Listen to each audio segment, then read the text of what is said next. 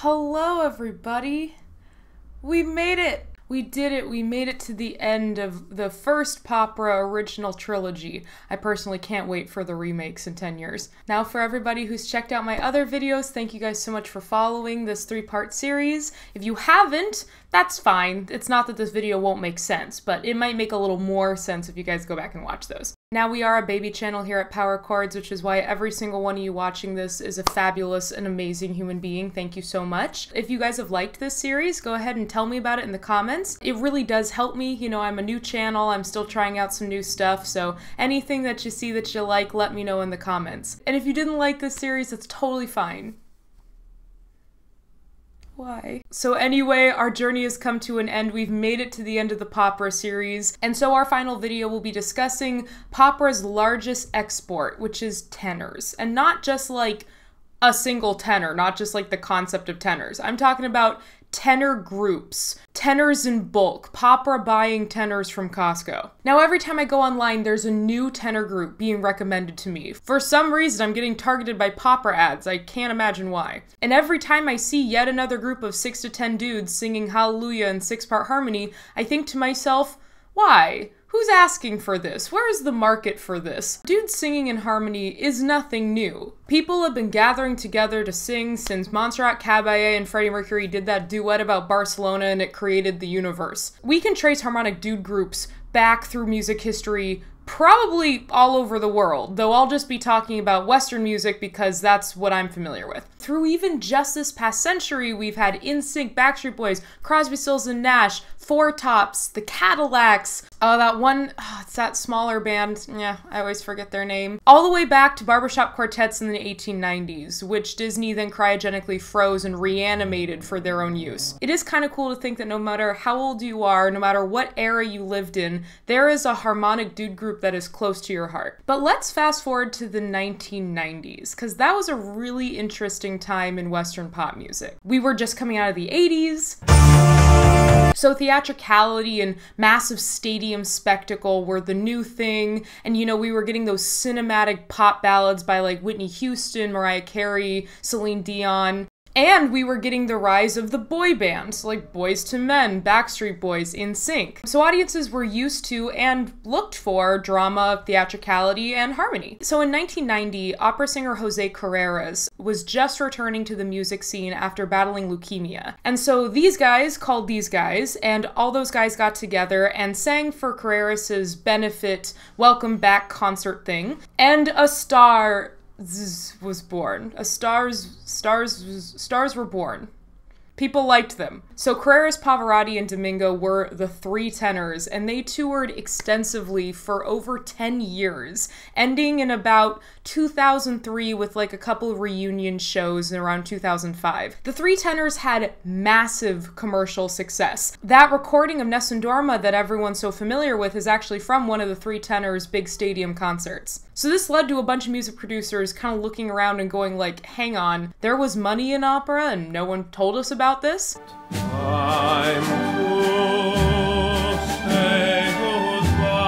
So you got the Celtic tenors, the Irish tenors, the 10 tenors, which is a name that fills me with rage. You guys missed such an opportunity to just be the tenors. And during this time, easy listening, family-friendly groups like all these tenor groups were given 2 of the greatest gifts pop music has ever delivered from the 90s to the 2000s. Hallelujah, the Jeff Buckley 1994 cover, and You Raise Me Up, the Josh Groban 2004 cover. And these covers led to more covers, which led to Christmas albums, which led to more covers.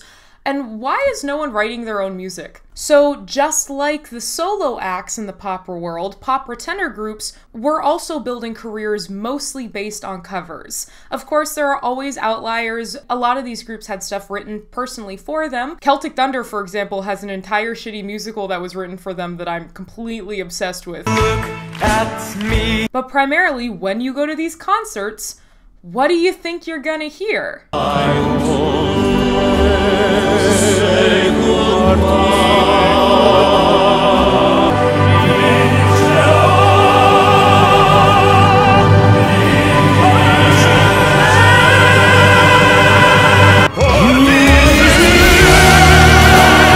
Now, of course, there were pop counterparts to all these tenor groups rising at the exact same time. But pop stars, their careers primarily rely on original music rather than opera stars, which seem to rely almost exclusively on covered music. Now, if you guys have been following since part 1, where do you think this is going?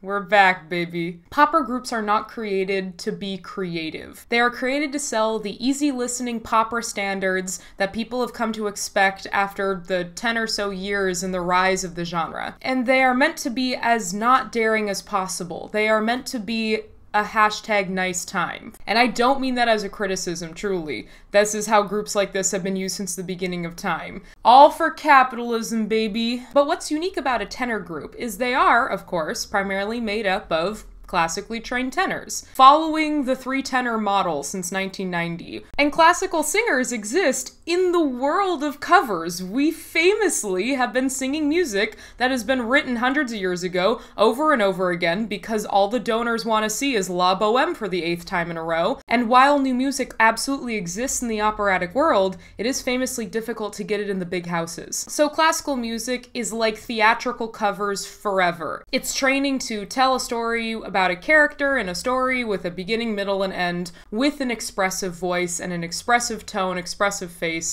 You know, you get it. However, when you're singing pop music is not written for a character generally. Of course, there are albums that exist that tell a story, but it's generally in relation to the artist rather than a fictional narrative. And so because of that, when you sing pop music, you're not necessarily trying to evoke a whole different person or character. You can just kind of sing it as you. The ideas are simpler. You're usually talking about like a feeling or an idea. And so you don't have to be anyone. You can just perform it as yourself. So opera tenor groups are this strange fusion of theatrical voices paired with music that wasn't necessarily meant to be theatrical.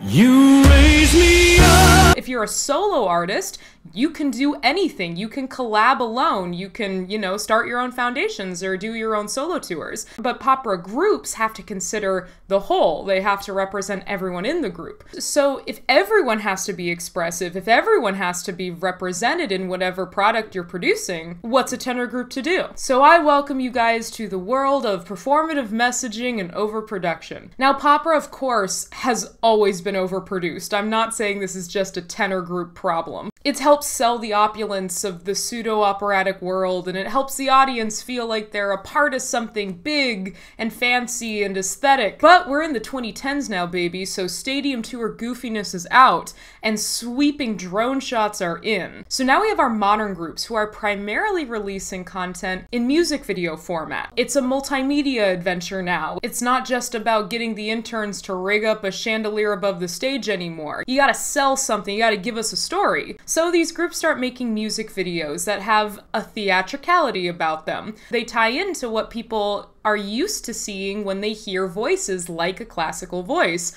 with a story, with a character, with a message. Now, to explore this idea, I'm going to be talking about 2 separate groups because, oh my god, if I try to talk about any more, we would die here, people. And I'm going to make it snappy because we got to make sure that we can talk about the vampires. So let's start with a group called GENTRI. Now, GENTRI is an LDS group from Utah. They're a group that describes themselves as cinematic pop, which I hadn't seen before, so I was really interested in them. They were being recommended to me with all these other tenor groups, so I just assumed I would find their cover of Nessun Dorma eventually. But I never did. On their own website, they describe themselves as using lush, epic orchestrations and rich, dynamic 3-part harmonies. So we still get the more trained classical sound, we still get an orchestral background, but there are no classical covers with these guys. And further, most of their songs are actually original. Their music is written for them by a composer named Steven Nelson. So they kind of remind me of what the Backstreet Boys were doing in the 90s. They wanted to separate themselves from the boy band model. They wanted to be considered a harmonic group. And so I see a similar want to separate with GENTRI. They want to separate themselves from the Il Divos and the Il Volos and the 10 tenors and the Celtic tenors and the Italian tenors. And they also seem to want to say something with their music. music, which I've noticed a lot with these tenor groups that are making music videos. They want to get an idea across. And they also choose to want to tackle some pretty serious social issues in their videos. The lyrics of the songs are often a little generalized. They kind of have buzzwords in them about breaking down barricades or like staying with someone you love forever. And then the music video will be what I like to phrase as inspiration props. My favorite example of this is in one of their songs called Barricade. So throughout the music video, we get shots of like bullying and like strict parents and mean people. And then as the video progresses, all these people write what they're trying to overcome on the wall, I guess, and then they all break it down together, all united in the destruction of bummers and all the sads.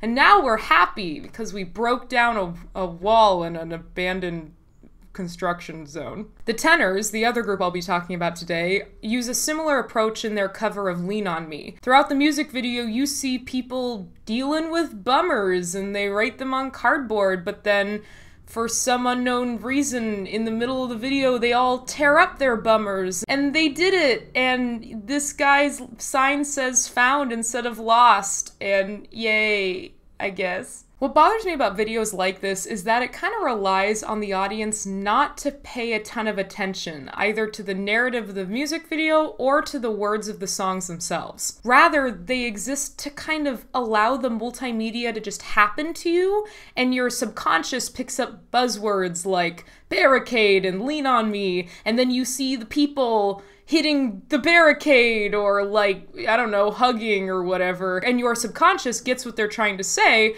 and then you just have a nice time and you don't need to think very hard. It's all about creating a vibe, if you will, a world in which to find this kind of passive inspiration. It's almost like it's their own aesthetic.